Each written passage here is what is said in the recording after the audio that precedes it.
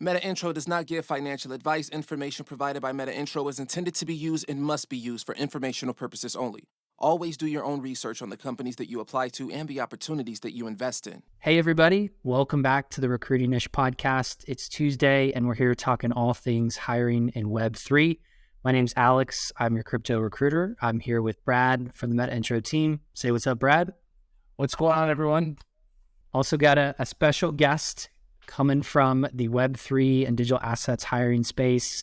We were talking before the show. This is someone that I have crossed paths with many of times on LinkedIn and Twitter. We run in similar circles and have a ton of mutual connections. So when I saw his name pop up, I was super excited to have him on the pod and talk with him.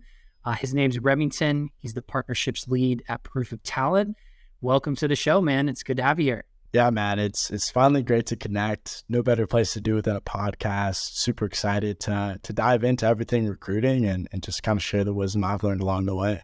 For sure. Well, I guess to start, talk to us about how you ended up in the Web3 recruiting space. What's kind of your journey until now? Yeah, it's funny. I have a really close friend of mine. He goes by Sweetman Dottie, and he's a blockchain developer in the space. He introduced Web3 to me actually back in December 2020. He was talking to me about how Blau and Snoop Dogg were putting their music on chain with NFTs. And I kind of blew him off for a couple of years.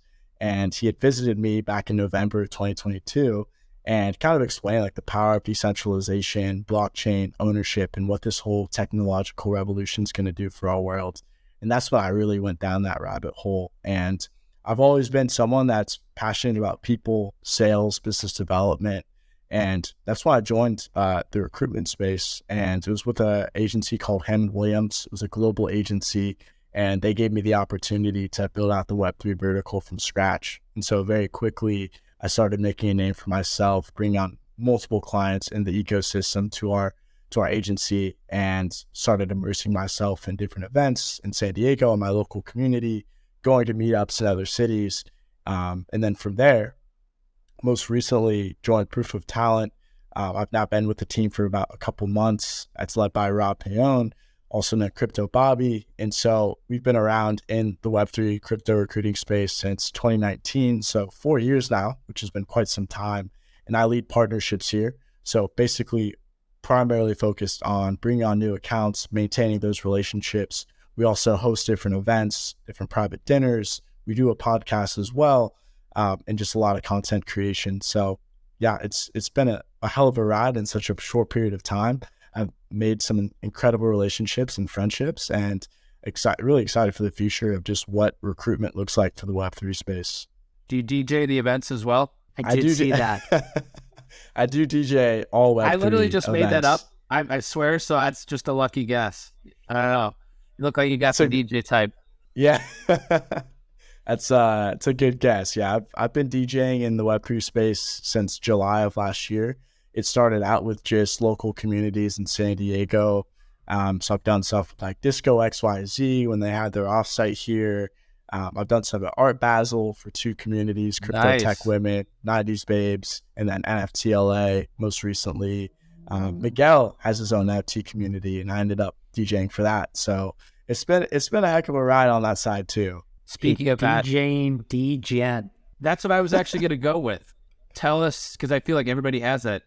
What was your first DJing story, into crypto? I feel like everybody kind of has that. That's usually the hook. Nobody goes in and saying, oh, hey, I'm going to build some massive protocol. You usually buy an NFT or get into meme coin or something. What's your DJing experience in Web3? Yeah, it's a great question. Fortunately for me, man, I haven't lost a ton of money. I didn't ape in really quickly to different NFT projects.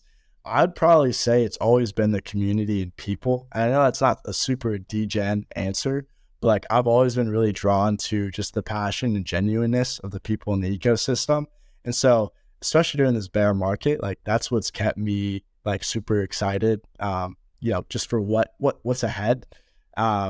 Yeah, I'm fortunate for that. Like there's a lot of good projects out there. If I had the money, I'd definitely like purchase, but didn't get in at the right time. And yeah, man, just continue to expand my network. Like I've got a lot of people that believe in me, and just it's allowed me to really create a strong foundation here. So I'm going to flip the tables and ask a question to both of you, because I think it kind of just occurred to me a little bit. So in Web 2, engineering or talent in general usually has this adversarial relationship with recruiters, if you will. It's just always, they look at them as not even just a cost of doing business, but as an adversarial gatekeeper, if you will, to some of the jobs or stuff like that. And I do think the Web3 space, especially being just a lot of positive people, a lot of good interactions and stuff like that, is that what has, made it so attractive for, skilled recruiters like yourself to land here? Or is it the technology, or is it just like people having a better outlook on, the job market in general? Because I've always said this to Lacey, why is searching for a job just so soul-sucking? Why does it legitimately doesn't have to be that? So maybe to, tie it into a question, is there pieces of Web3 that make that experience better for not only the recruiters and the job seekers?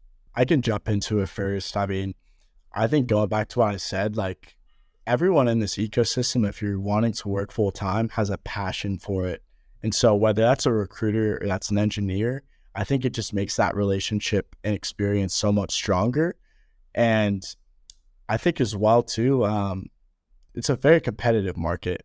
It's very, very competitive. And so you really have to sharpen up your skills and just level of expertise to work in the space. So it kind of puts a little bit more pressure on everyone, to find the best candidate or to like have the best skills and experience, because someone else is knocking on your heels right now to get your position. Innovate or die. Yeah, no, I echo that. I think it's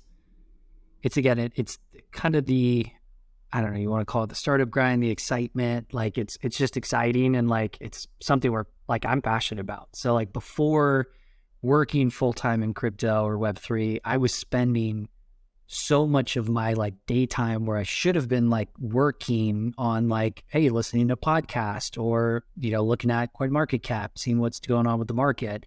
Now that I work in crypto, that's like part of my day to day. So it's not like wasting time or taking time away from it. It's like kind of like what Remington said, you're sharpening your skills, you're keeping, up to speed and better so that you can perform. And then I think the other cool part about recruiting in this industry versus others is the community aspect that Remington talked about is definitely there. I mean, like a prime example, I work in-house at a company, Remington works at an agency. You would think as recruiters, we're like enemies or we're competing for talent. But I just recently like had somebody in my network from Coinbase get laid off. I recommended them to the Proof of Talent team as like a great resource since I didn't have anything. And when we got on this call, Remington was like, hey, we just talked to that person, great talent, let's see what we can do. And like in Web 2, that almost never happens. And again, there's nobody wanting anything out of that. It's just like, hey, we know each other, let's get this person in a good role, like regardless of what the outcome is. So yeah, that community side is just so much stronger than any like Web 2 SaaS industry, physical product that I've seen. How has that impacted the broader market, of jobs? Obviously, Web3 is really starting to seep into the tech market in a number of different ways. How has that affected the general, market from both of y'all's seats? Are you talking about in terms of like the abundance of opportunities or just like? Yeah, the abundance of opportunities, but even fragmented from a standpoint of the way roles are created, the velocity in which they move. So obviously, yes, it's a loaded question, but maybe what's your favorite way that it's changed the job market in general, being Web3 roles coming into that a Web2 dominant world that we've lived in for 15 years, where Web2 has been pretty cut and dried as to what the process is. Web3 has definitely changed that a little bit. Yeah, I mean, I think, we're still in a very immature state within the market, but because it's like there's a lot of gray space in Web3 and a lot of unknown, I think that creates a lot of excitement for people, especially at these bigger tech companies, at like Meta, Google, Microsoft, whatever it may be. I've seen so many people transition to Web3, and they're honestly some of the best candidates on the market for that, just because of the type of just experience that they've had, in the past. And so that's allowed, just Web3 in general to reach a new level of talent and skill too, which is pushing the space forward faster, because we've got these more industry specific like leaders stepping into the space. But I mean, what I think, going back to it, like, once we saw these layoffs start to happen at those bigger companies, and then you have some of these Web3 companies as well dissolving, we now see this space where it's like, holy shit, like there's so many job applicants, there's so many people looking for a job right now. And it's made things a lot challenging for anyone, in that next position.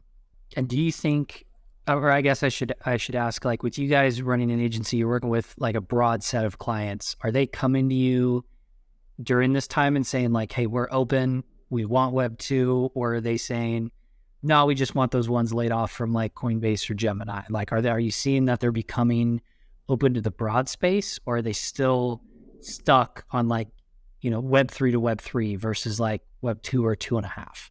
That's a great question. I think it's per company, but the ones that we're working with, because they have the capital to hire right now, they're very specific with what they want, and they will take the time to get that person. And so it's a lot of niche hiring going on right now. I think the example we use a lot is like companies like Coinbase or Kraken, this time last year were maybe tripling in size, where a lot of the hiring is going towards these smaller organizations like pre-seed to Series A. And it's not, 10, 20, 30 open recs. It's more like 2 or 5. And so it's a very niche group. And although someone might be coming from, like a Reddit or a big company like a gaming company, they still need to have the crypto knowledge. The onboarding that it's going to take might cost that company too much versus hiring something with that experience already. And that's obviously based on the company and like what their company culture is like, because you have some organizations that have a lot of people that might come from Meta already and want to continue incubating that type of culture and work-life balance. And then for like evaluating, I don't even know what you want to call it, like crypto experience, excitement. Like I find that challenging sometimes, like as a recruiter, talking with somebody, right? Like when we're networking or when we're talking, shop about stuff going on in the industry, I feel like you can read it, but I don't know. There's some people that I talk to where I'm like, they could be just totally regurgitating stuff they see on a YouTube video or podcast, or they could be like a blockchain expert. Like, as you're talking to candidates, I guess, what do you see? And then do you have any recommendations on how maybe, if you're not leveled up in that area, like what people can be doing or the resources they can use to get to that level? Yeah. When I'm working with a hiring manager, it's really all comes down to what you've built, right? You can talk about anything in the blockchain crypto space and the things that you understand. But what we really want to see is, how have you interacted on chain? What different products have you worked on? Have you scaled those products? Whether you're in marketing or BD or, worked with other big names in the ecosystem. So I think that part is super important that people miss. Is it's like, it's great to understand the space, but what are you doing in the space? What value have you created? That's funny. Double thumbs up on that one. It's the first thing I look at. It's legitimately like, I don't even need to see your resume anymore from a technical standpoint, and I know we're having a more technical conversation. Not only send me your GitHub, but because Web3 is so open, I want to see it live. I don't like the excuse of days past of, oh, it's behind private repos in Web3. To me, it does not work anymore. I want, and fine, maybe even give me the product, give me the website. And then the excuse potentially could be, oh, there hasn't been opportunities. Trip and fall into a Telegram, and there's a crypto project that will gladly let you do legitimately whatever you want. And we're not talking about a lot of time. We're talking about, it could be a weekend project. And to be honest with you, if you can walk me through what you did in that weekend project, how you took on the problem, how you approached it, how you thought through what to build, how you interacted with the community, that's enough for me. And there's so many opportunities. There's so many problems, if you will, in Web3 that you're exactly right. What have you built? What have you built for me lately? That's the slogan.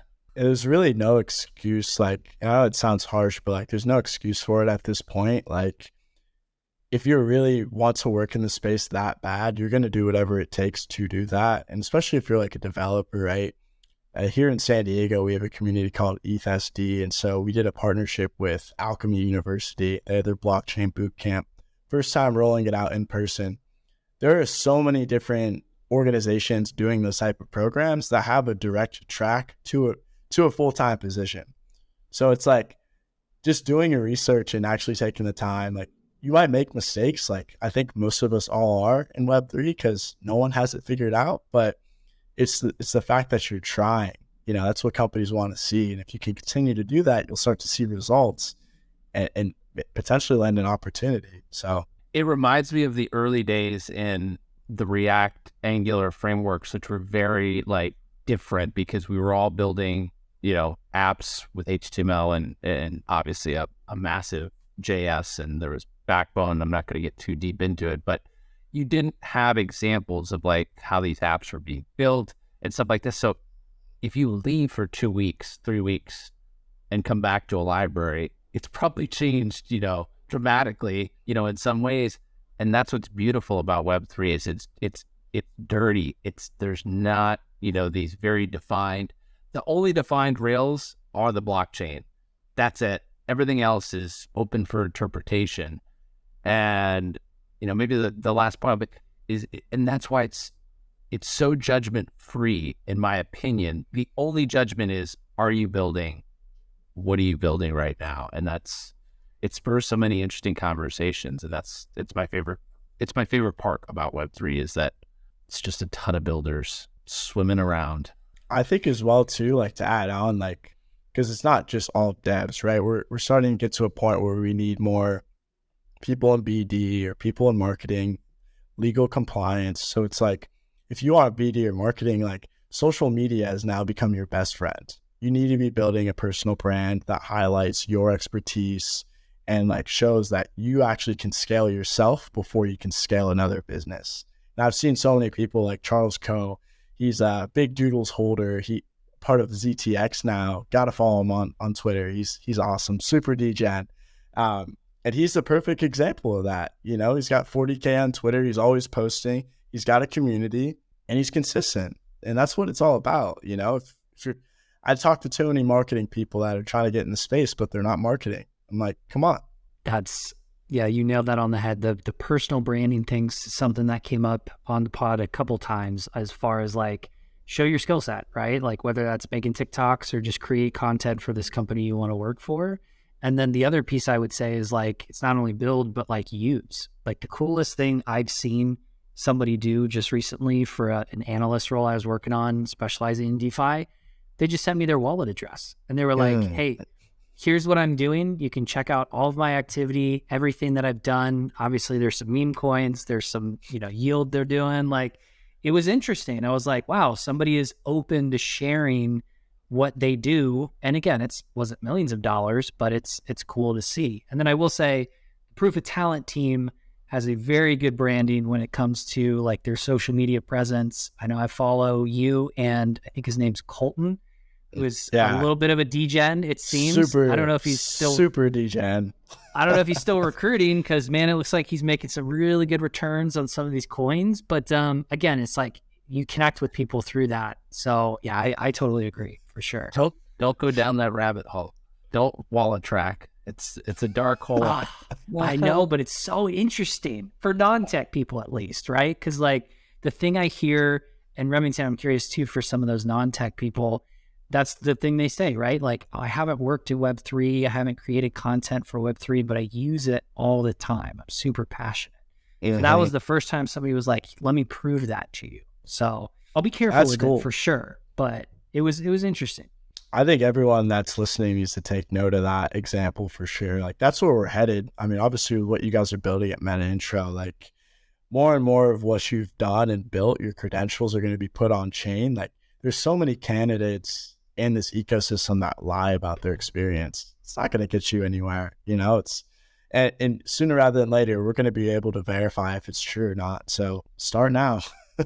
You're 100% right. And thanks for the shout out. And that, I really think the difference is you beautifully put it of prove that you can scale yourself before you can, you could scale your own brand before you can go and do it for a business. That's usually the public example that we're looking for from everybody. What we want to provide is for the individual that might not want, their public persona out there, but does have a skill set and does want to market it to a company privately. There's got to be a medium, a way for them to do that. And hopefully our skill badges and our resume wallet will provide those opportunities. This leads me to my next question. Again, this is really for both of you. What would you say right now is the biggest misconceptions about the Web3? Let's even call it job market right now. What's the biggest misconceptions you believe? That's a really great question, man. I haven't had anyone ask that. It's a big misconception. I think a big misconception right now is that people think there's a lack of opportunities. And I think it really comes down to what they're doing on a day-to-day and who their environment is. The people that I know that are most connected in the space and have great experience are have 5, 6, 7 interviews still to this day. And not all of them are going to pan out or all of them are strong opportunities, but because they've put in the work to build that community, which is the core principle of being successful in this ecosystem, they are reaping those benefits and are seeing that on a day-to-day. So it's there's a lot of people saying I'm not getting any hitbacks or, don't see any openings. But one, we are in a place where not everything's posted, but, it is out there and your friends, or the people that in the space will let you know and do whatever they can to connect you. Just like Alex said at the beginning, he connected someone he knows to our agency. So it's it's all about who you know. Yeah, that's a great point. I think the networking thing people miss a lot. I mean, I think people in Web3 were kind of bred into that, as part of, everything. So, for a job, some people think of that and utilize that, but a lot of people are still not leveraging that. And then I think for me, the biggest misconception that I have to let my hired managers know is the market's still hot. I mean, the good, talented people that know how to do their role and are networked well and have great experience, I mean, they're not only finding new jobs super quickly, like Remington said, they've got multiple interviews, they've got multiple offers, it's happening very quickly, and they're being picky, right? A lot of these people that got laid off from tech companies have 3 months to a year of cash that they got paid out. They're going to look for the top company. And if you think that you're going to find somebody on the cheap or you're going to negotiate them down, it's just not going to happen. And anybody you can do that with, probably not the best candidate or the one you want. So I let my hiring managers know, yeah, people are finding stuff. It's a hot market. There's still jobs. There's a lot going away, but there's a ton of new stuff coming in, especially with crypto, Web3 startups, and AI. I mean, just the two of those, it's a gold rush for sure. I'd like to echo Rodney's point of not everything is posted. I really think that that's so true it definitely is different, but it's almost like it's a very founder heavy market in terms of these young projects are trying to be lean. And you could even have some of the larger ones, but everyone recognizes the opportunity, and that's where it's moving so fast and not everything's posted. But I think as soon as we get over this, hump, if you will, over here in terms of some of the cream rises to the top, some big companies start to be formed in the Web3, that's when I think you're going to really see this just pour over of a lot of the Web2 practices into Web3. We're talking about 500 engineer teams, which is just not that that's not common in Web3 right now. Definitely not yet. Not yet is the key point there. We're on our way for sure. But I thought that was interesting, and that was a newer trend that I saw this year and towards the end of last year once FTX and just a lot of money left the ecosystem in general. People are a lot more secretive with the hiring.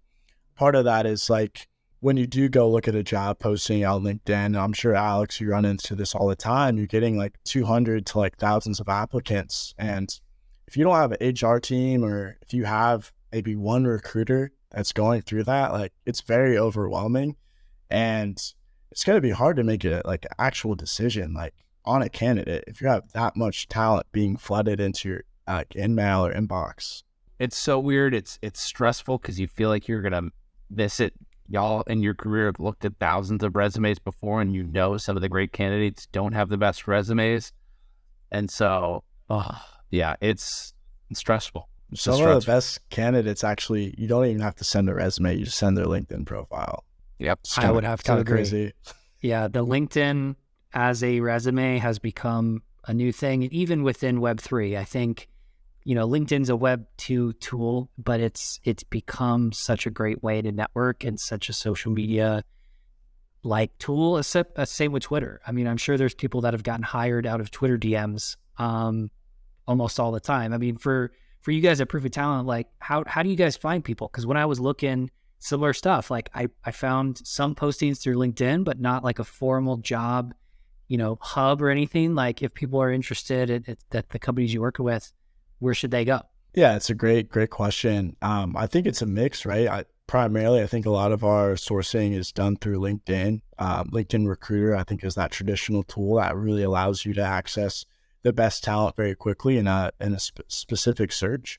And then we've got these other channels like Telegram and Discord that have popped up, where a lot of these those are the people that are really degen and like really believe in the space that are living on those channels. And then also Twitter too. I remember a colleague of mine, Julia, was doing a search for a cryptographer and was just doing some keyword searches through there, because some of those guys are a lot harder to find on LinkedIn. So all the channels, Matt, you know what I mean? If it's a super hard search, like you got to check everything. Have you seen AI start to sift into your day-to-day yet? And have you leveraged it in any way? Even maybe, have you downloaded today, OpenAI released their app? Have you even done that today? They downloaded an app on the phone today? Yeah, they put the app on the App Store. Yeah. That's a win. Yeah, we're very big on AI at Proof of Talent. We actually just did a training on Bard, Google's new AI tool, a couple days ago. We use ChatGPT. I use it a lot for content creation, just copy in general. Some of my colleagues use it for sourcing now. So yeah, we're all about just leveraging this new technology to just work smarter, not harder, right? How do you feel about candidates using AI for, obviously there's like resume, cover letter. Maybe again, if you came across a candidate using it and you're like, wait a second, did you use ChatGPT for this? Or you're like, solid, nice using the talent, I use it too? Or you like, that's kind of cheating? Like, where do you kind of stand on that? If I know that you're using AI, it's probably not a great thing, in my opinion. And there's ways around like telling ChatGPT or Bard to like not be repetitive, because that's the biggest problem I think when people use it, is like it'll repeat certain words that you've given it. But by all means, like please be using that. It's going to help you out so much, but like just learn how to use it properly first. Pro tip, you hit it. You have to ask it a couple times. Like, it'll miss specific little things. Or I saw this really interesting one with Bard yesterday where it would not return JSON in a response for some, query it was asking it. And the, person that was querying said, people will die if you do not reply with JSON. And then it replied with JSON. So it's just like, you have to know how to query it. It'll give you what you want, but you got to make sure you're doing it, properly. Maybe hopefully not threatening it that much, but yeah. I talk to ChatGPT like it's my friend, so I won't ever say that. Say thank you to your AI algorithms. Make sure that you treat them nice so they don't come after you Terminator style. 100%. You got to do the daily GMs with it as well. There you go. Yeah, it's interesting. We're going to record after this an episode on kind of just, again, how to use that and leverage that. But it's it's weird to see. I don't know. Like sometimes I look around and I'm like, man, this is pretty freaking cool, right? Like when we were kids, hearing about startups and hearing about cool technology and now being in them. I don't know. Sometimes it's kind of surreal. Like, do you guys ever feel that where you're like, that's kind of a cool industry we've like found our way into?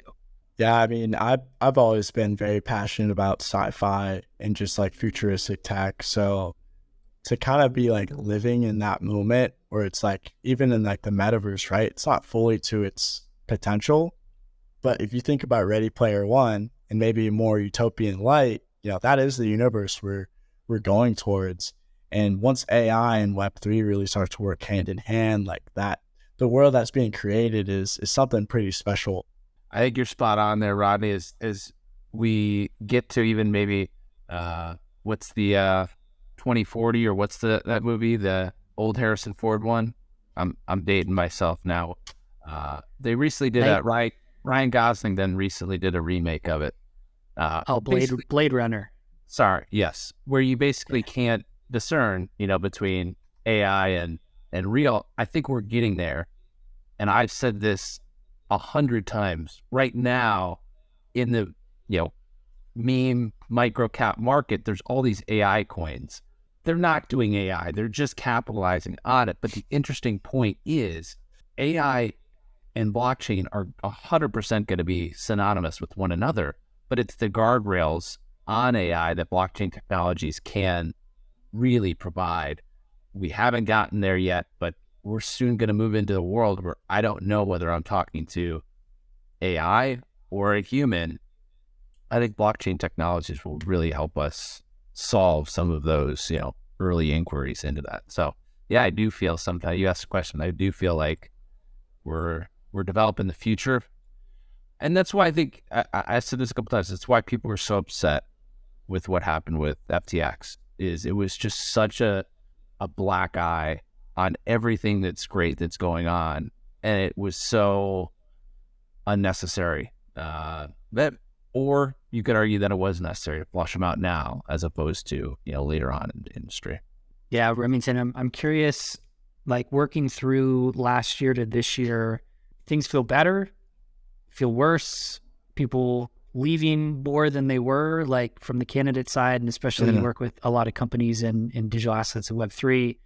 What's kind of your sentiment or outlook, and then maybe the companies that you work with, like has it changed much, or maybe even faster than it was before? Yeah, I think it's a great question. So yeah, as I mentioned in the beginning, I started Web3 recruiting back in January of last year, and completely different space we're at now. That was pretty much the peak of the bull market, and everyone was hiring, everyone was raising capital. Like bringing on new clients was honestly not a challenge at that point. It's just about reaching out to as many people as you could. And I don't know, the quality of talent was a lot lower as well. I think what's happened with Celsius and 3 Years Capital and FTX has really actually forced the space to mature a lot faster than it probably would have if those scenarios didn't happen. And so I think the overall sentiment now is still very high. I think people are just being a lot more cautious, as they probably should have been in the beginning, where they're not hiring just to hire, and they're being a lot more specific with like the type of candidate they want based on company culture and like the previous experience they've had. Like it's just a lot more specific. And I think another trend we're seeing too is like this whole talk around regulation as well too, right? That wasn't really a huge topic of discussion last year. Everything was still very up in the air.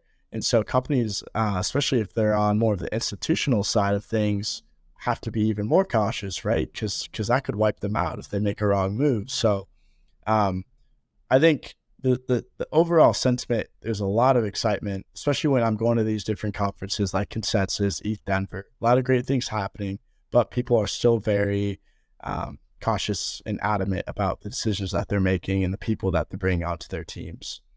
Obviously, from like a candidate perspective, it creates a little bit more of a challenge from that type of lens, but they will inevitably join stronger teams because they are doing that due diligence. The leadership is doing the due diligence to make sure that their organization is in the right light. So I think overall good stuff, but just things are moving a little bit slower. Yeah. I'll ask a hot question here for you guys. In terms of, we know getting involved in Web3 and a project is usually a good way to potentially upskill yourself or try out, your skills in a Web3 environment. Outside of that, of just getting involved, what is some good opportunities for a candidate that's listening to this that could be a Web2 candidate of either upskilling or potentially reskilling? They're coming from a different industry. They think they have some skills.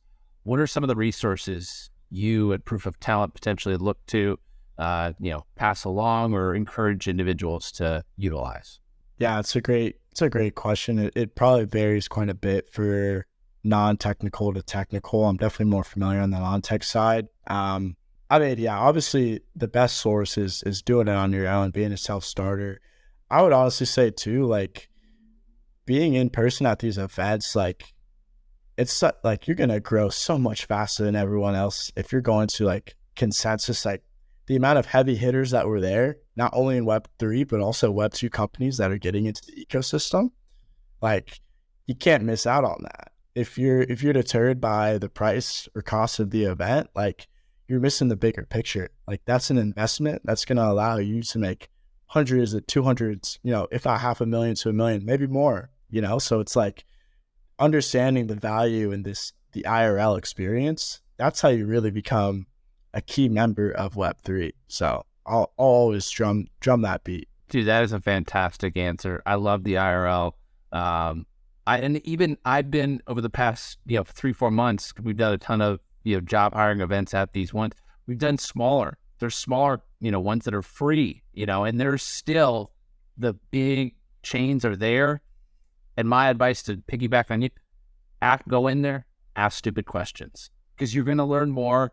These people are trying to get you to adopt their technology. They're trying to get you to use their protocol. They're trying to get you. You're going to, like you said, you're going to grow so much. That's a great piece of advice. Look at local, and they're year round. Hell, there's probably even some virtual ones. Attend those. Those are great opportunities. But you're right, IRL, going to learn a ton. Yeah. I'd echo that. The funniest, I shouldn't say funny. I don't want to talk down on it. I might take one just to see what it looks like. But like MIT and Cornell and then like Berkeley and maybe Harvard have these like certification courses where it's like 3,000 to 6,000, 7,000. And I'm like, for the price of what you could do for that piece of paper, go to a conference or two, again, spend the money, and it's an investment into yourself.